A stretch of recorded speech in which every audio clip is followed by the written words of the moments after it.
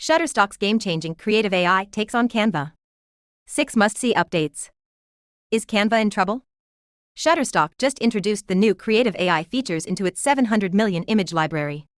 Now you can easily replace, add, or erase elements in stock images. 6 most interesting updates.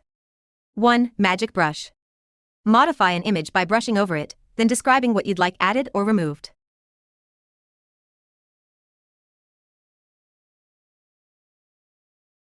2. Expand image. Expand an image beyond its border to give your design more breathing room to tell its story.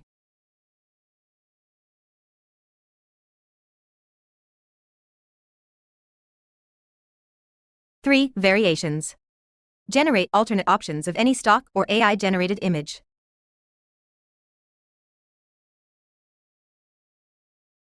4. Design Assistant. Just type a description of what you need. The Design Assistant will help you refine your idea until you have the perfect AI-generated image for your project. 5. Background Remover. Remove the background of an image. Then describe what you'd like it replaced with. And you're done.